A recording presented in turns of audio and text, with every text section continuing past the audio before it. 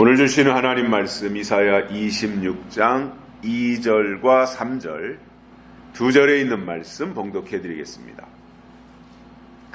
너희는 문들을 열고 신을 지키는 의로운 나라로 들어오게 할지어다. 주께서 심지가 견고한 자를 평강의 평강으로 지키시리니 이는 그가 주를 의뢰함이니이다. 아멘.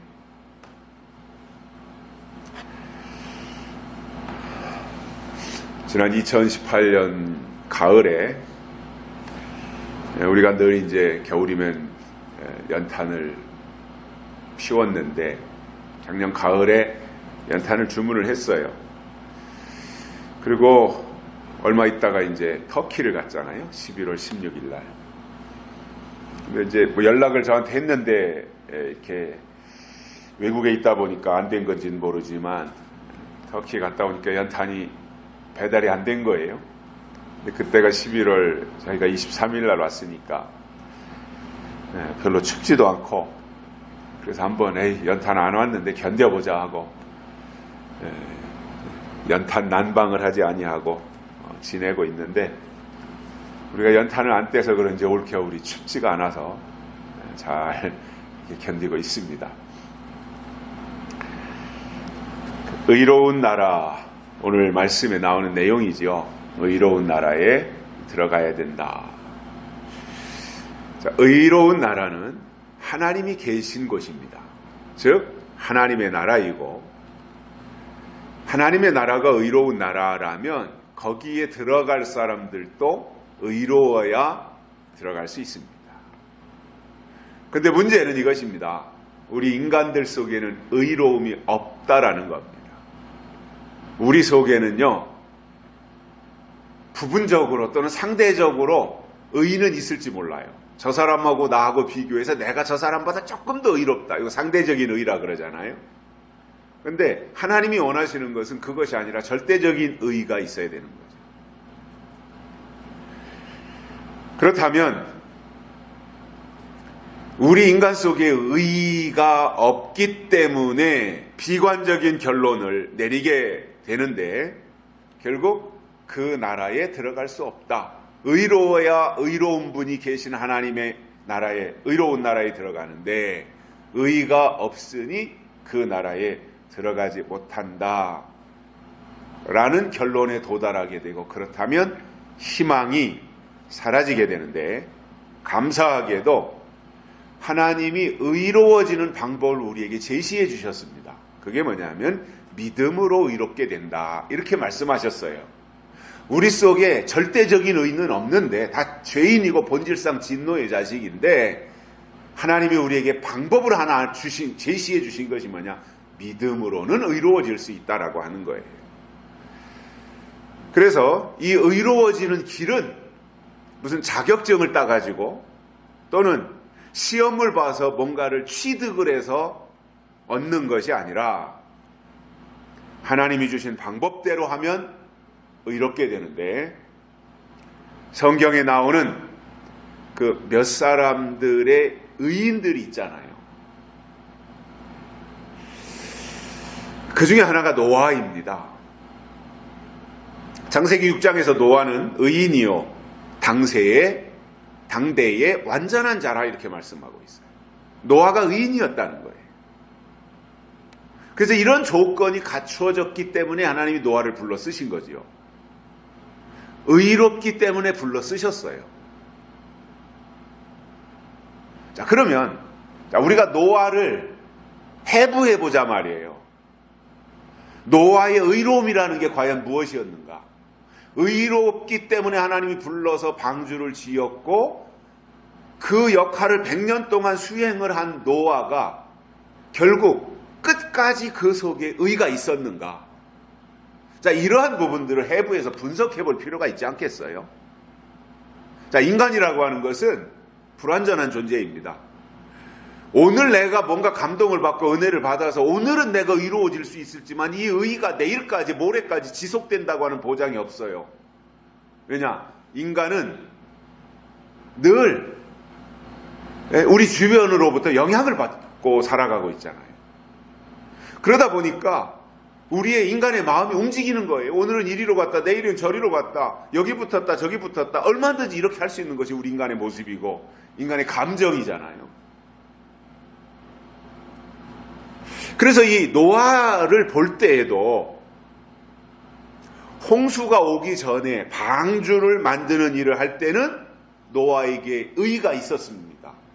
그래서 하나님이 그를 불렀고 방주 지으라는 명령을 주셨을 때 그 명령을 노아는 충실하게 수행을 할 수 있었습니다.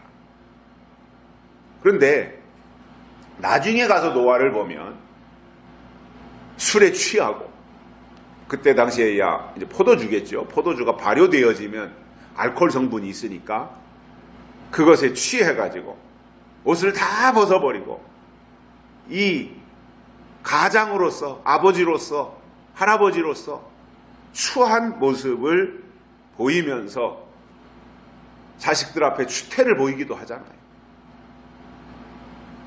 그런데 그런 노아를 하나님이 의롭다고 하셨는데 그 이유가 뭐냐면 한 가지입니다.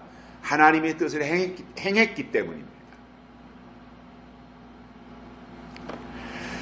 성경에 보면 아브라함도 의인이라고 칭하고 있는데 로마서 4장에 보면 아브라함의 의는 바랄 수 없는 중에 바라고 믿었고 사라의 태가 죽은 것 같음을 알고도 그의 믿음이 약해지지 않았다라는 거예요.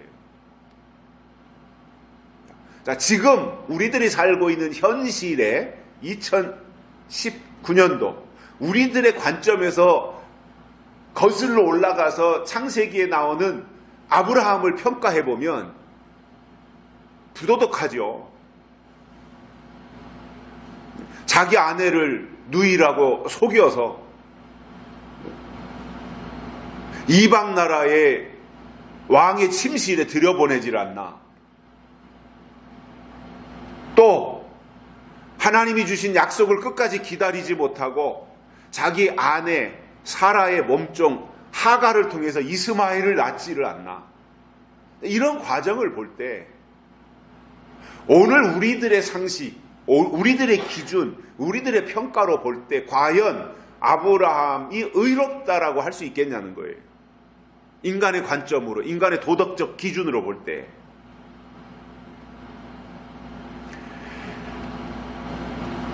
그런데 하나님은 아브라함을 그렇게 평가를 하셨다는 거예요. 그래서 그 아브라함의 내용을 로마서 4장에서 계속해서 보시면 하나님의 약속에 대해서 아브라함이 의심하지 않았다는 거예요.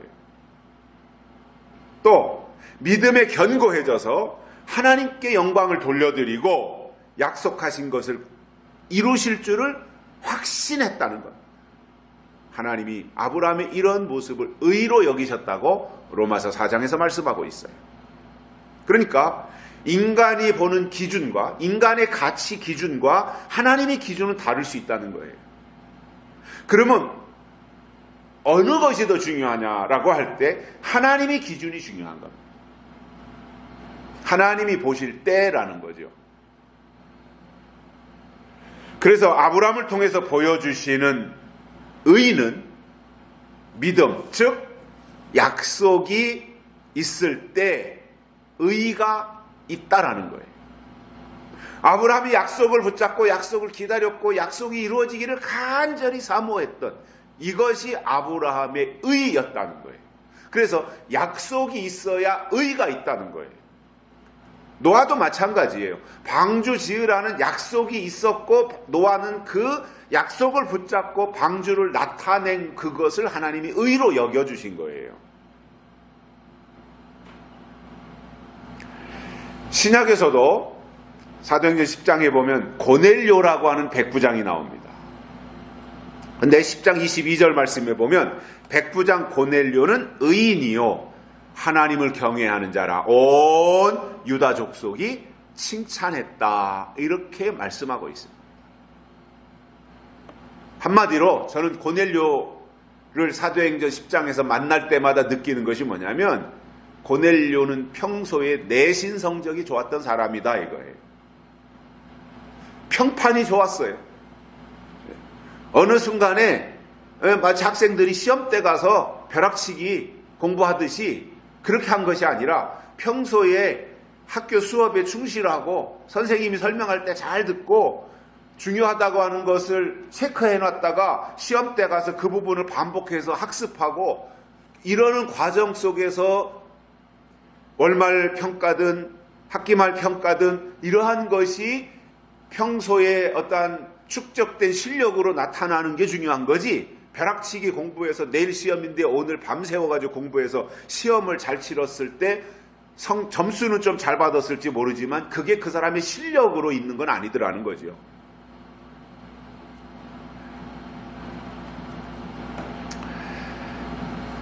이 고넬료의 모습을 보고 하나님이 베드로를 고넬료의 집으로 보냅니다. 그리고 그 고넬료의 집 안에 있는 모든 사람들이 다 구원을 받게 하셨는데, 이 고넬료의 의가 사도행전 10장 2절에 나오는데, 그가 경건하여 온 집으로 더불어 하나님을 경외하며 백성을 많이 구제하고 하나님께 항상 기도했다, 이렇게 말씀하고 있습니다. 그래서 우리가 흔히 말하는 하나님의 의, 이렇게 말하잖아요. 하나님의 의라고 하는 것은 하나님의 뜻이라는 말이에요. 그래서 뜻을 알아야 되는데, 그러기 위해서는 들어야 돼요. 들어야 뜻을 알잖아요. 상대방으로부터 말을 들어야 상대방의 의도를 알잖아요. 하나님의 말씀을 들어야 하나님의 계획이나 하나님의 뜻을 알 수 있는 거잖아요. 그래서 말씀을 듣는 것이 중요하고요. 이러한 논리로 접근해 볼 때 바울이 말하잖아요. 믿음은 들음에서 나고 들음은 그리스도의 말씀으로 말미암았느니라, 이렇게 우리에게 설명해 주고 있습니다. 그래서 저는 우리가 믿음 생활하는 데 있어서 가장 중요한 것이 무엇이냐? 듣는 것이다라고 생각해요. 듣는 거예요. 그래서 절름발이가 와도 들으면 되고, 여러 가지 몸이 불편한 신체의 장애를 가졌을지라도 들을 수 있는 기능이 있어서 들으면 하나님과의 관계는 유지되더라는 거예요. 그리고 들어야 시대가 어떻게 바뀌는지, 하나님의 계획이 어떻게 진행이 되고 있는지, 하나님의 나라가 어떻게 이 땅에 임하고 있는지, 이것을 알고 대책을 세울 수 있잖아요.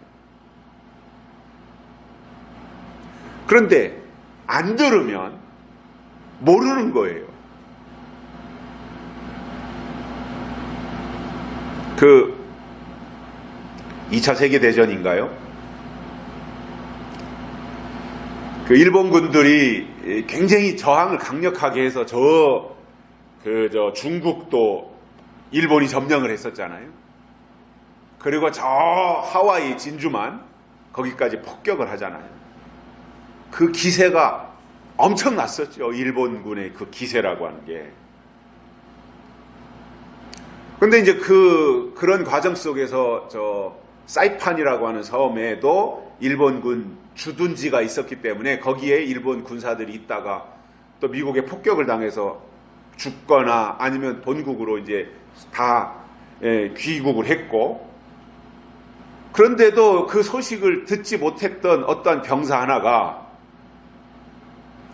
그 사이판 그쪽에 있는 무인도 어디에 혼자 있었던 거예요. 다 이제 전쟁도 끝났고 일본이 미국에 항복을 하고 평화체제가 구축이 되고 이렇게 됐는데, 제가 오래전에 본 신문에 따르면 태평양 전쟁이 끝났는데도 사이판 어느 섬에 고립되어서 혼자 남아있던 일본군 병사는 전쟁이 끝난 줄도 모르고 거기에서 30몇 년 동안 혼자 살았던 거예요. 무슨 말이에요? 듣지 못하면 이렇게 된다는 거예요. 우리가 하나님과의 관계를 개선하는 데 있어서도 물론 우리가 어느 때는 참회의 기도를 올려야 되고 회개를 해야 되고 부르짖기도 해야 되고 하는 것이 당연히 우리 입장에서 인간의 편에서 하나님을 향해서 해야 될 것들이 있지만, 더 중요한 것은 하나님이 우리에게 주시는 말씀을 들음으로 깨닫는 것이 우선이라는 거예요. 그래야 방향이 설정이 돼요. 그리고 내 믿음의 위치를 어디에다가 놓아야 될 것인가. 이러한 것들이 구체적으로 거기서 나오는 거거든요. 들어야 돼요. 그래서 장애를 가졌을지라도 듣는 기능이 원활하면 믿음을 향상시키는데 아무 문제가 없어요. 그런데 모든 신체가 아무리 다 건강하다고 할지라도 듣는 일에 등한히 하다든가 듣는 것을 소홀히 하면 믿음은 절대로 자라지 못하더라는 거예요.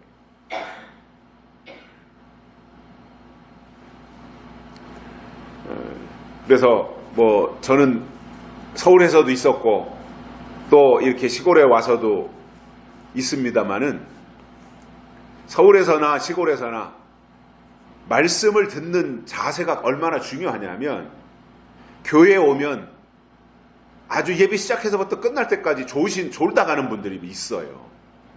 그건 체력이 약하다든가 아니면 일이 너무 고돼서 지쳤다든가 아니면 습관적으로 존다든가 아니면 예배당에 나와서 예배드리니까 너무나 평온해서 졸음이 와서 조시던지 아무튼 여러 가지 이유가 있겠지요. 그런데 공통점이 있어요. 말씀을 들어야 될 시간에 졸면 안 듣게 되잖아요. 그러면 맨날 그 자리예요. 왜냐? 들은 게 없잖아요. 내 속에 말씀이 들어와야 내 안에서 그것이 영이 되는데 들은 것이 없으니 어떻게 내 안에서 영이 되겠냐. 그러니까 말씀에 대한 실력이 향상되지 아니하고 맨날 제자리 걸음하고 있는 거예요. 그래서 예배당에 출입은 오래 했는지 모르지만 영적인 수준은 어린애 수준으로 말씀이 발달하지 못하고 기능이 발달하지 못하고 어린애 수준으로 제자리 걸음하고 있다 보니까 판단력이 있습니까? 분별력이 있습니까?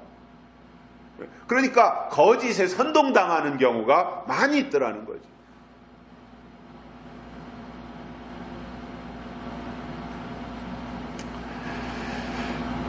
그래서 무엇보다도 하나님이 나타내시려고 예비하신 뜻을 아는 것이 중요하고 하나님의 뜻은 통로가 딱 하나밖에 없어요. 하나님의 뜻을 아는 통로는 약속의 말씀을 듣는 데서부터 시작되는 거예요. 그리고 그 말씀이 내 안에 임하면 내가 의로운 나라에 들어갈 수 있게 된다라는 겁니다. 바울이 의와 관련해서 로마서에서 말씀한 핵심은 우리가 의로워서 의롭다고 하는 것이 아니라 우리 속에 약속이 있으면 하나님은 그 약속을 보시고 의롭다고 여겨주시는 것이다 이거예요. 그런 의미에서 중요한 것은 하나님의 약속이고요. 그 약속이 성경에서 나온 것이라면 우리는 그것을 끝까지 붙잡고 가다 보면 하나님이 하늘문을 여시고 의로운 나라로 들어가게 하신다라는 겁니다. 그래서 오늘 우리가 본문을 통해서 의로운 나라에 들어가기 위해서 우리가 해야 될 일이 무엇인지 세 가지를 깨닫고 은혜를 받겠습니다. 첫째, 문들을 열어야 됩니다. 의로운 나라에 들어가려면 문이 열려야 돼요. 집에 들어갈 때도 문이 열려야 들어가잖아요. 문 잠가놔 보세요. 그 집에 어떻게 들어갈 수 있어요?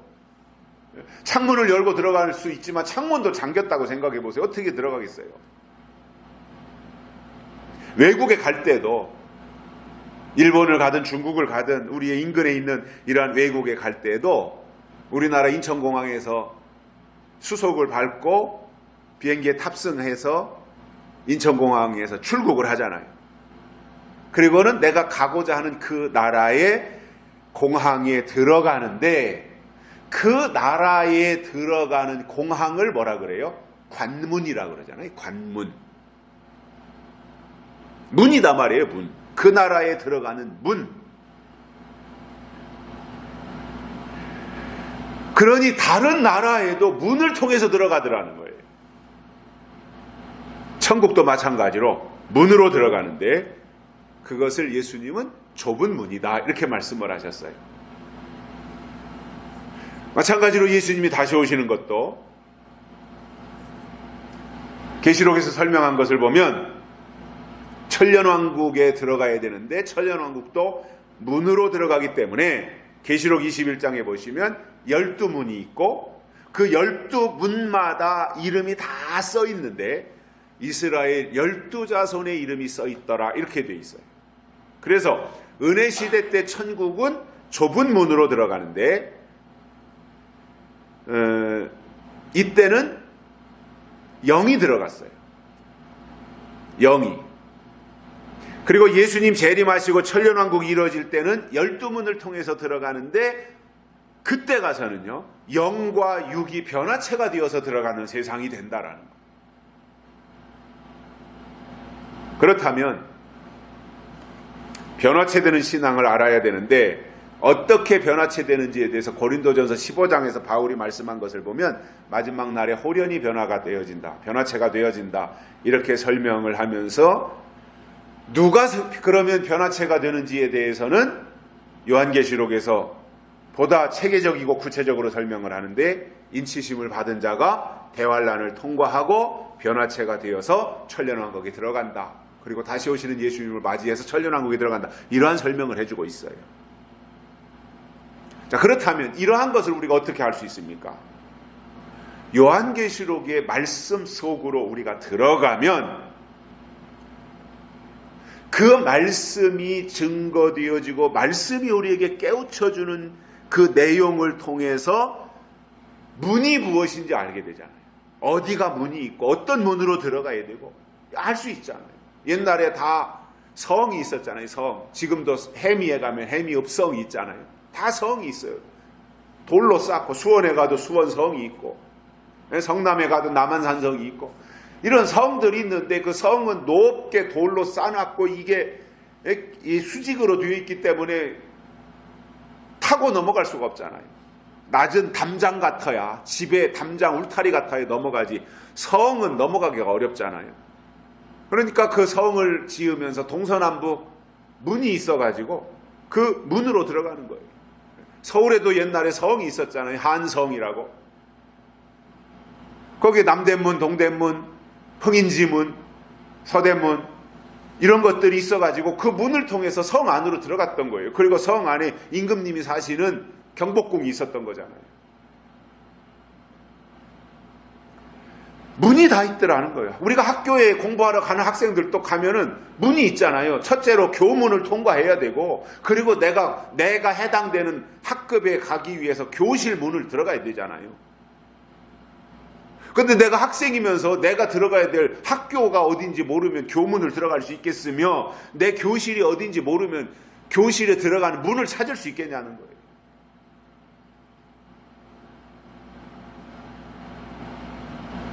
지금 청와대에 들어가려고 해도 청와대에 문을 통과하지 않고는 절대로 청와대에 들어가지 못하잖아요. 아무나 들어가나요? 경비가 삼엄한데. 청와대에 들어가기 전에 조건이 있잖아요. 청와대에 들어가는 조건은. 우리가 뭐 청와대 들어가고 싶다고 해서 들어가는 것이 아니라 가장 쉽게 들어갈 수 있는 방법이 뭐예요? 청와대로부터 초청받은 사람은 쉽게 들어갈 수 있어요. 초청받은 사람은. 어느 날 몇 시에 청와대로 오십시오. 아니면 대통령을 만나야 됩니다. 뭐 이런 초청을 받으면 들어가는 거예요.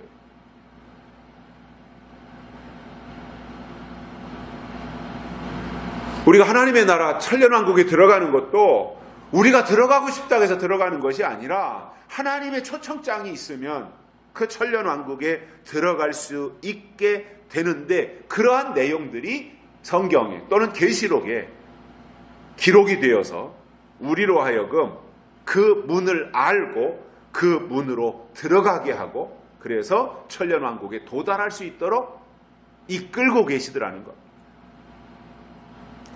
오늘 이사야서 26장 본문에 나오는 말씀처럼 문들을 열어야 하는데 어떻게 열어요? 요한계시록 3장 20절에 보면 볼지어다 내가 문 밖에 서서 두드리노니 노크하신단 말이에요.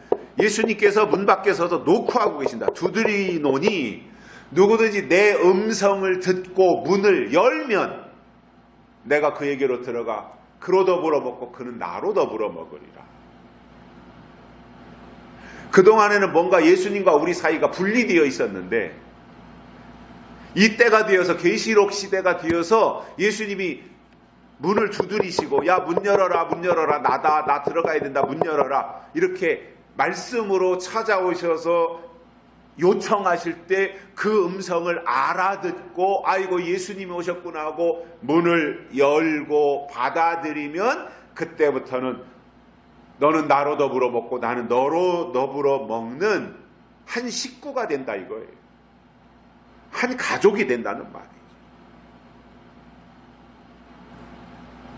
그래서 두드릴 때 잘 들어야 된다 그 말입니다. 그 예수님이 오셔서 말씀하시는 그 말씀을 듣고 문을 열면 들어갈 수 있다라. 여기서 말씀은 약속의 말씀이고요. 이 말씀을 들으려면 먼저 귀가 열려야 되잖아요. 귀가 열려야 됐지. 귀가 닫혔는데 귀를 닫고 있는데 아니면 관심이 없어서 건성 안전은 있는데 그 말씀이 내 속에 들어오지 않고 내가 받아들이지 않고 거절하고 있다면 듣는 게 무슨 의미가 있겠습니까? 그래서 귀가 열려야 되고 귀가 열리면 마음이 열리게 돼 있어요. 들으려고 하는 자세가 중요한 거예요.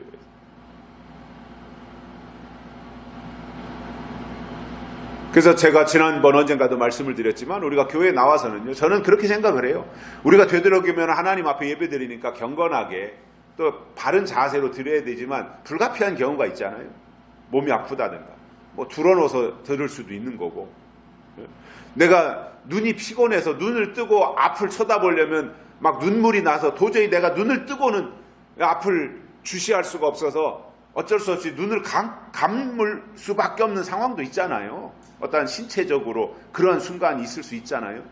조는 것이 아니라 내가 눈을 뜨고서는 있을 수가 없어서 눈을 감때 내용을 듣는 거잖아요.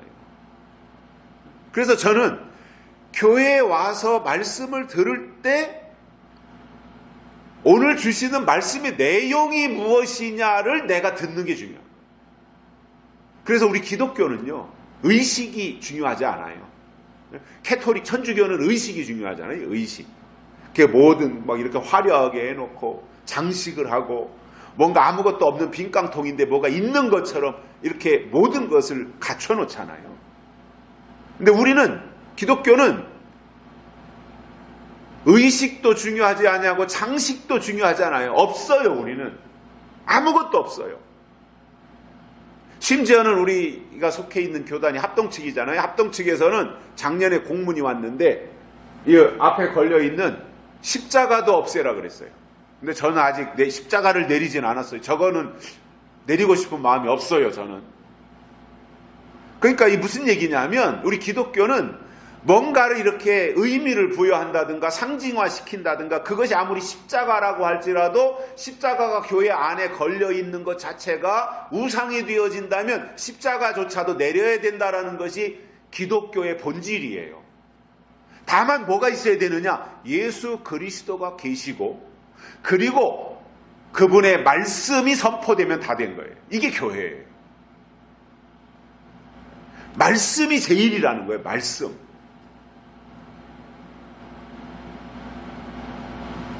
근데 그 말씀은 우리가 어떻게 들어요? 귀로 듣는 거잖아요. 그래서 그 말씀이 들어오면 귀가 열리고 귀가 열리면 마음문이 열리고 마음문이 열리면 천국의 문이 천년왕국이 열려지는 것이고 그래서 그 문을 열고 들어가면 영과 육이 함께 구원을 받게 된다라는 겁니다. 이것을 가리켜서 요한계시록 20장에서는 왕권이다 이렇게 설명을 하고 있는 거지요. 그래서 문들을 열어야 됩니다. 문이 열려야 됩니다. 두 번째로는 심지가 견고해야 됩니다.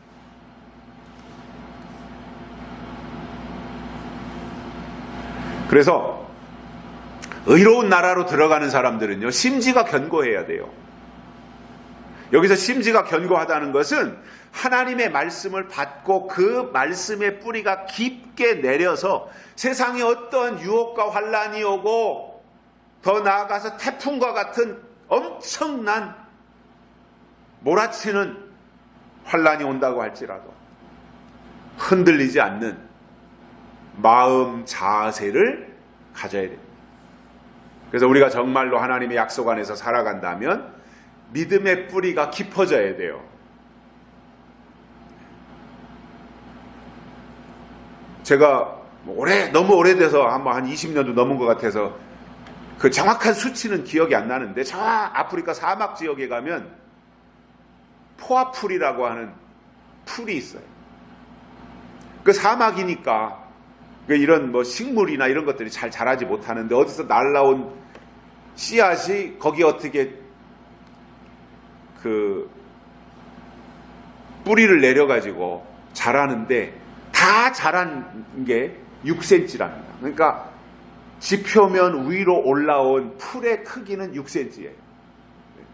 그런데 그것이 모래를 파고 들어가서 뿌리를 찾아가면 뿌리의 거리는 600km인가 그래요. 60km인가 600km인가 아무튼 6cm밖에 안 되는데, 그것이 수분을 찾아가느라고 뿌리를 내려서 수백 킬로에 이르는, 수십 킬로에 이르는 그러한 뿌리를 깊이 내리고 있다. 그래서 그 식물이 살아있다라는 거예요. 그러니까 겉으로 드러난 것보다 드러나지 않는 속에 있는 내면의 것이 훨씬 중요한 겁니다. 겉으로 드러나는 화려한 것인데, 약한 바람만 불어도 뿌리가 약해가지고 홀랑 넘어진다면 화려한 나무가 무슨 의미가 있겠습니까? 아무리 관상목 예쁜 나무를 사다가 심었는데 약한 바람에도 자빠져 버린다면 어디다 써먹겠습니까? 깊이 뿌리를 내리는 그 상태. 그래서 우리의 신앙도 믿음의 뿌리가 점점 깊어져야 돼요. 그래서 우리의 신앙이 물론 겉으로 드러나는 모습도 이왕이면 이 좋은 모습으로 드러나야 되지만, 드러나는 것보다 사실은 수십 배, 수백 배 믿음의 뿌리가 더 깊이 내려있는 견고함을 유지하고 있어야 된다는 거예요.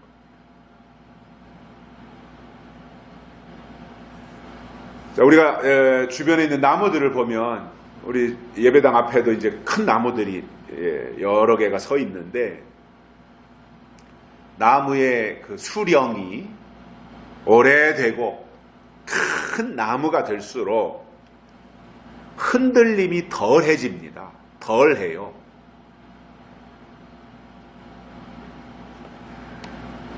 그래서 우리의 믿음도요, 이렇게 큰 나무, 대우라고 하죠. 큰 나무가 되면 그 결과로 환란의 바람 앞에서 든든해진다라는 거예요.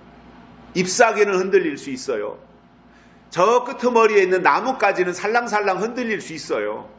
거센 바람 앞에서 나무가지가 휘청휘청할 수 있어요. 그런데 큰 나무는요, 절대로 나무 기둥이 흔들리지 않아요.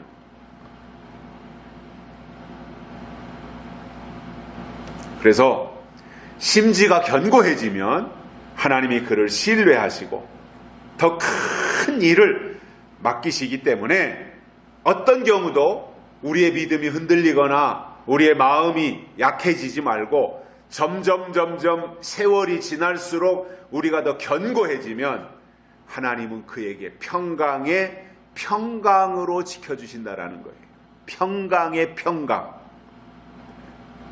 자, 평강이라고 하는 거 한 번만 있어도 강력한 무기인데 갑절로 주시는 평강이기 때문에 얼마나 큰 겁니까 이게. 평강의 평강이라면, 예?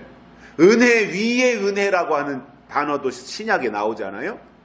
평강의 평강, 얼마나 큰 거예요. 그래서 우리가 이 땅에서 살아가면서요, 정말 본질적으로 중요한 것을 꼽으라고 한다면 저는 이거라고 생각해요. 걱정이나 탈이 없이 살아가는 평강. 평강의 뜻이 그거잖아요. 걱정이나 탈이 없이 살아가는.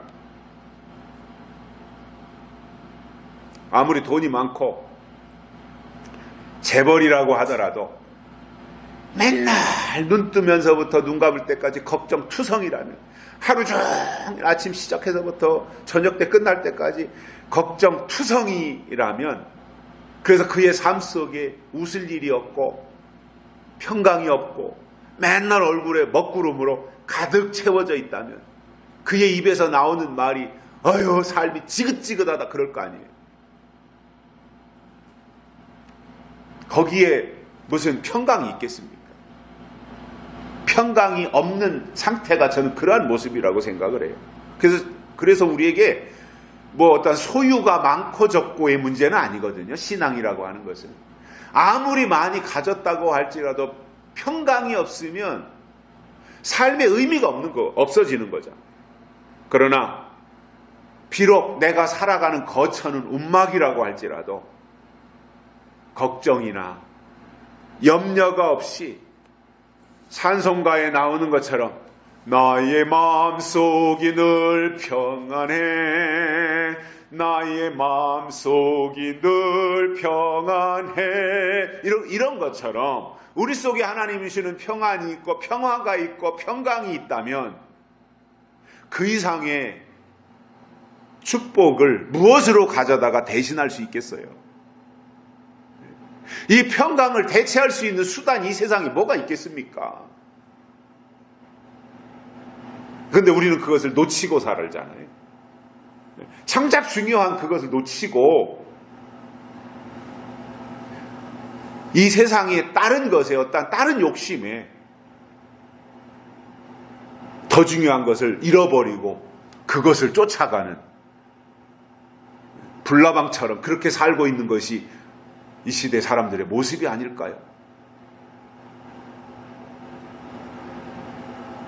정말 하나님이 우리에게 주시는 평안함과 강건함이 있으면 그게 행복인 겁니다. 그래서 우리가 정말 중요한 것이 무엇인지 알고 그 중요한 것을 지키고 유지하면서 살아가는 이것이 필요한 겁니다.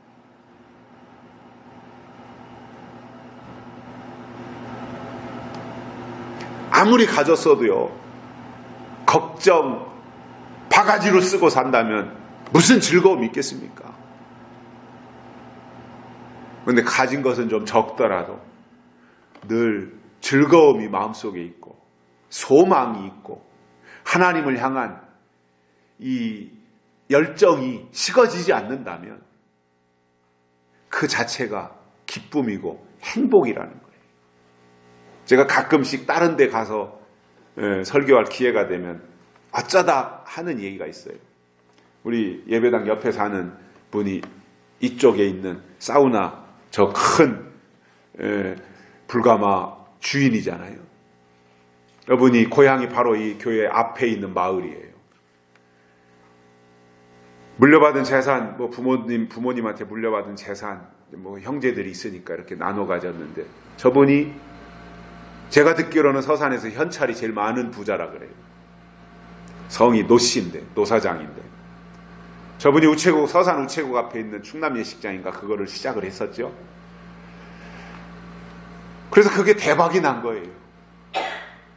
거기서 엄청난 돈을 벌고 제일 잘 될 때 그것을 팔았어요. 그리고는 현재 이 사우나 자리에 땅을 사서 여기다 또 예식장을 하려고 그랬던 거예요.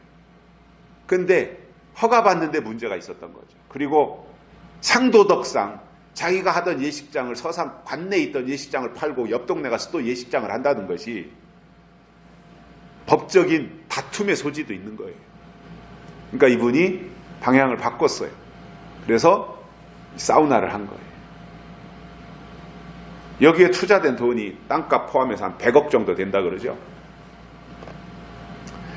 그리고 하루에 3,000명씩 목욕하러 들어간다 그러면은 그 돈이 얼마겠어요? 제가 볼 때 지금 저거 오픈한 지 한 3, 4년 되는데 투자된 돈은 거의 다 이제 건졌겠다. 본전을 다 건지고 잘 될 때 저 양반이 저것을 팔면 100억을 투자한 것이 150억이 될 수 있고 200억이 될 수 있어요. 하루에 한 번 내지 두 번은 저 노사장님하고 제가 만나요. 뭐 저녁 때 운동 나갈 때 만나든 아침에 만나든 만나는데 늘 얼굴에 미소가 있어요. 저 양반. 얼마나 즐겁겠어요. 그죠? 자기 시간이 지나면 다 돈이에요. 돈. 예식장 할 때도 돈, 저 사우나 할 때도 돈, 뭐 다 저거 현찰로 계속 돈이 들어오니까 그 자체가 즐거움이 되지 않겠어요? 육적으로 볼 때 그렇다는 거예요. 그러니까 저분의 얼굴을 보면 근심 걱정이 없어요. 늘 얼굴에 웃음이 있어요. 그러니까 만나는 사람도 기뻐요.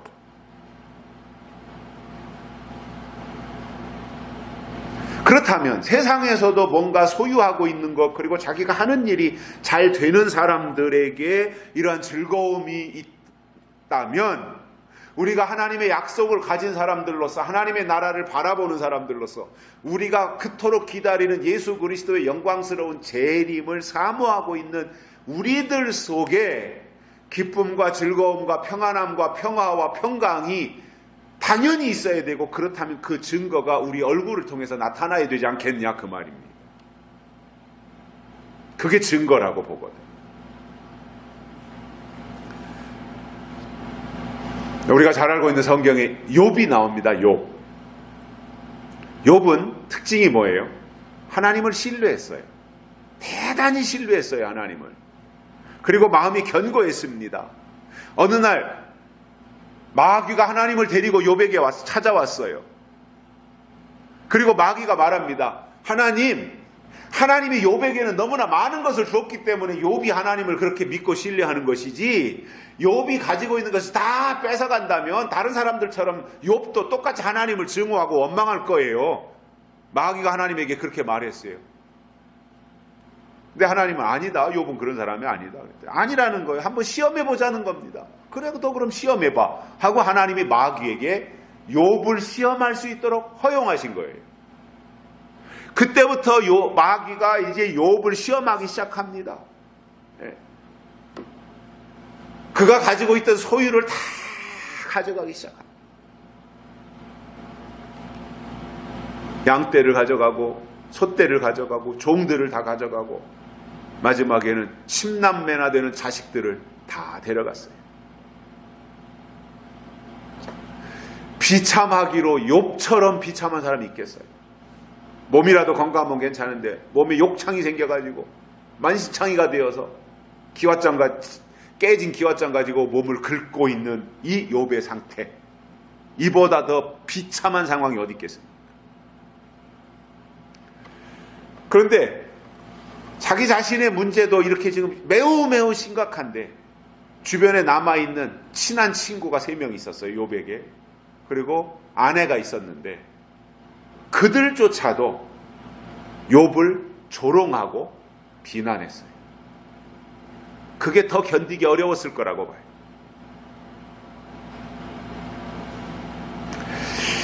그런 가운데서 놀랍게도 욥은 그 모든 것을 감당하고 극복해내더라. 이것이 어떻게 욥에게서 가능할 수 있었겠습니까? 그만큼 욥은 심지가 견고했다라. 하나님이 욥의 그 상태를 알았어요. 그래서 마귀에게 허용했던 거예요. 목숨만 건드리지 말고 욥을 네가 그럼 마음대로 시험해봐라. 제가 가끔씩 말씀을 드리는데 우리가 하나님을 믿어야 되지만요, 하나님도 우리를 믿을 수 있도록 믿음을 보여드려야 돼요. 하나님이 우리를 믿을 수 있게 해드려야 돼요.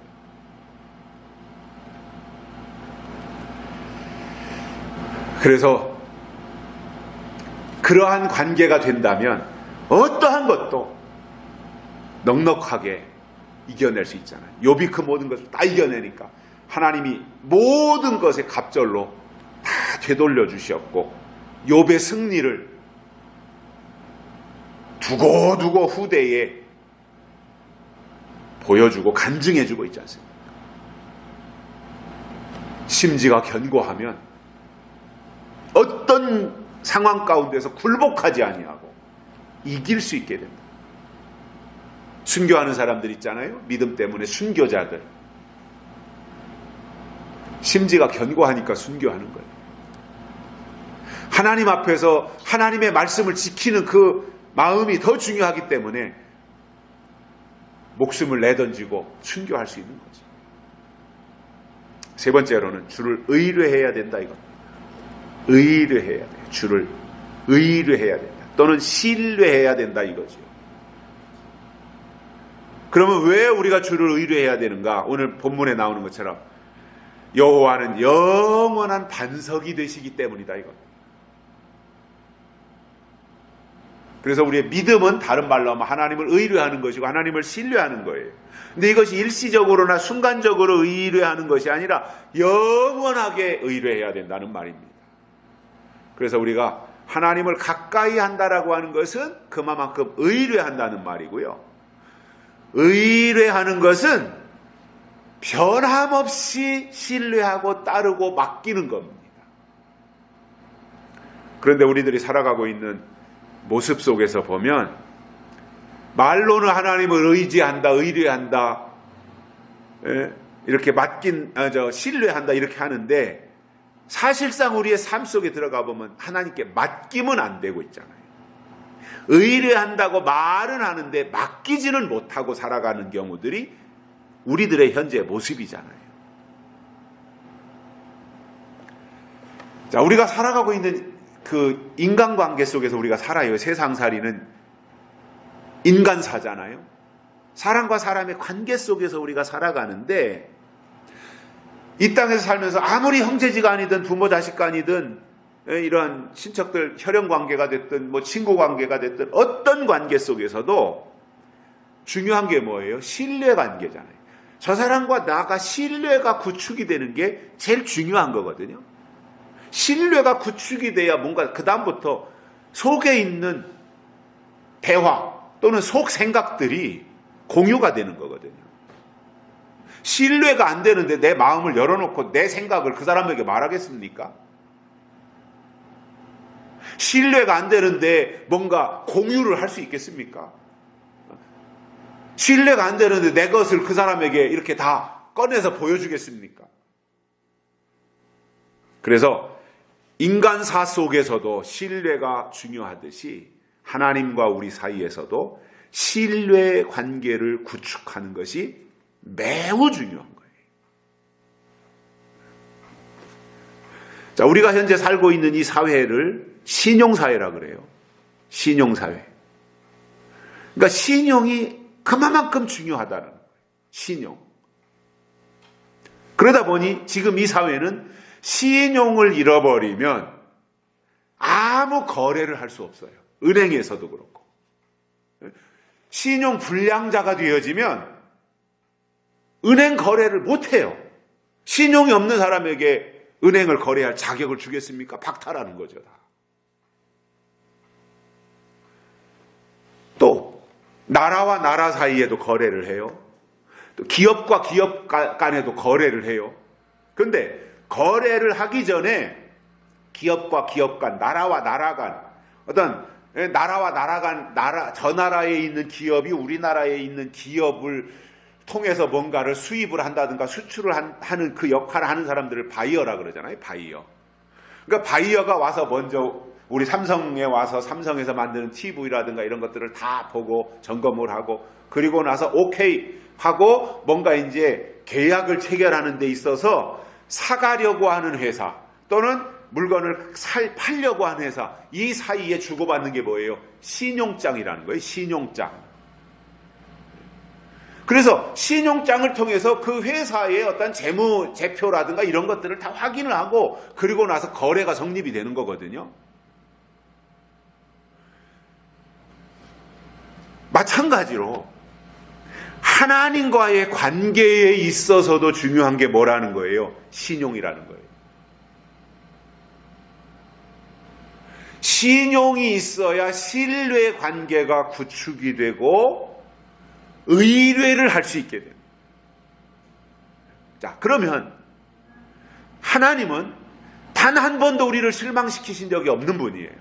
약속을 파기한 적이 없어요. 하나님은 다 모든 약속을 지켰고 말씀하신 것을 하나님은 다 지켰어요.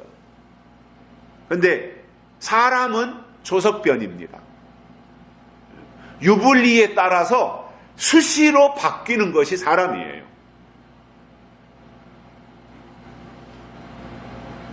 그래서 하나님이 우리에게 마지막 때가 되어서 요한계시록을 주신 것은 단단한 말씀을 먹고 이 약속의 말씀이 가장 확실한 것이기 때문에 이 말씀을 붙잡고 이 말씀을 의뢰하면서 흔들리지 말고 큰 나무가 되라는 것이고, 그리고 더 중요한 것은 모든 것을 하나님께 맡기라는 것입니다. 그래서 계시록을 주셨어요. 결론으로 하나님은 우리가 이랬다 저랬다 변하는 사람이 아니라 시작할 때 가진 그 마음을 끝까지 지키면서 주시는 말씀으로 믿음을 강화하고 하나님과의 관계를 더욱더 돈독히 하기를 원하신다는 거예요. 흐트러지지 말라는 거예요. 근데 이것은 우리의 믿음은, 하나님 앞에서의 우리의 믿음은 말로 증명하는 게 아닙니다. 하나님나 하나님을 믿잖아요. 내가 주의 이름으로 귀신도 쫓았잖아요. 권능도 행했잖아요. 하나님 내가 한 거 다 아시잖아요. 이렇게 우리가 말 가지고 증명하는 것이 아니라 삶으로 입증을 해야 되는 거예요. 그 방법 중 하나가 오늘 말씀드린 하나님을 투철하게 의뢰하는 거예요. 의심하는 것이 아니라 의뢰하는 거예요. 그래서 하나님과의 관계가 더 가까워지고 하나님과의 관계가 더 깊어지기 위해서 하나님과 나 사이에 더더욱 신용을 쌓아야 되고 신용 관계를 구축시키는 것이 필요해요.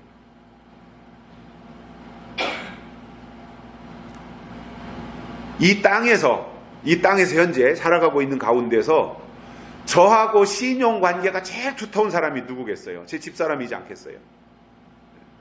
제가 가장 믿는 사람이 제 아내이지 않겠어요? 그러니까 무슨 말을 하면 제가 듣고 뭔가가 필요한 것에 대해서 제가 제공을 해도 그것에 대해서 하나도 의심하지 않잖아요. 왜냐? 신용이 있으니까, 신뢰가 있으니까.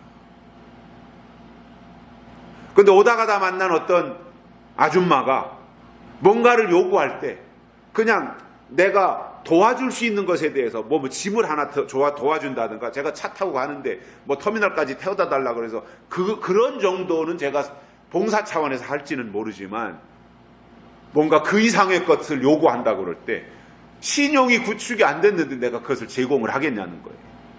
하나님도 똑같다라는 거예요. 그래서 하나님과 나 사이에 신용을 구축하자. 신뢰를 구축하자.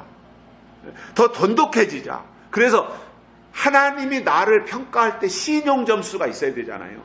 우리가 은행에 가서 대출 받을 때도요, 내 신용 점수를 다 은행에서 봐요. 저 사람이 대출 받은 게 있는가? 어디서 대출 받았는가?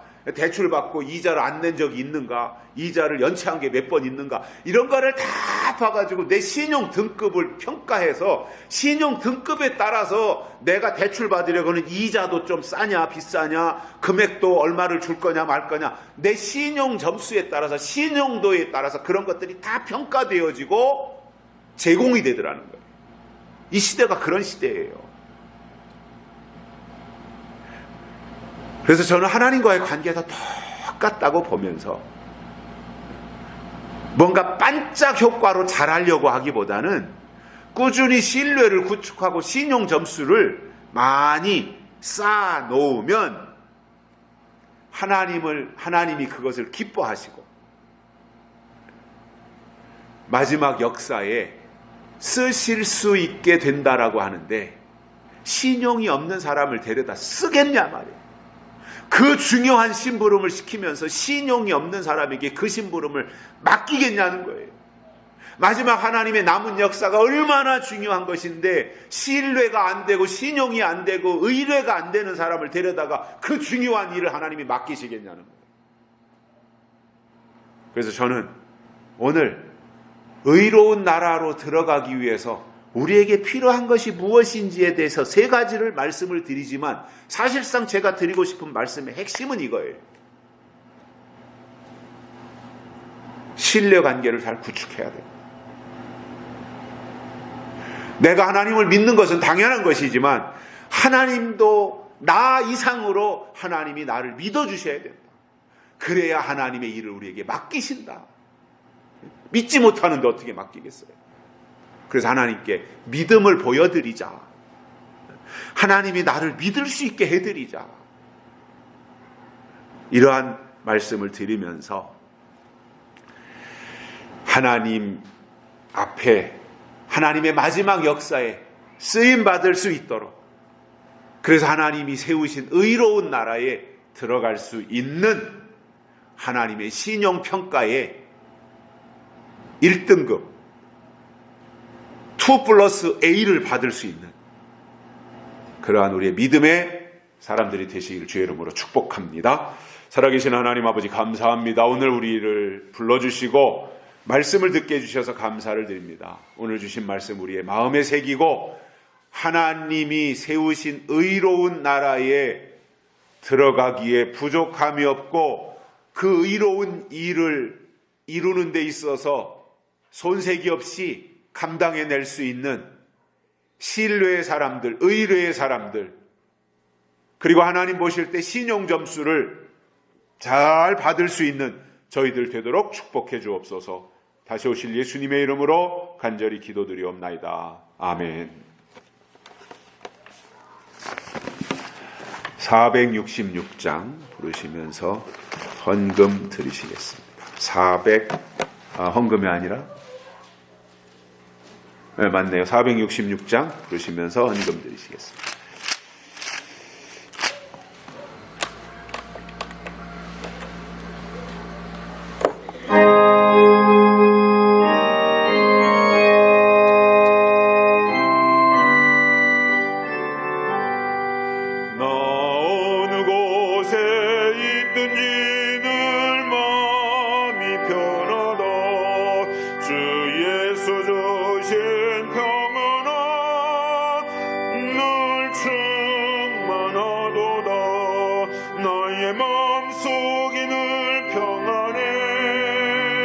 나의 마음속이 늘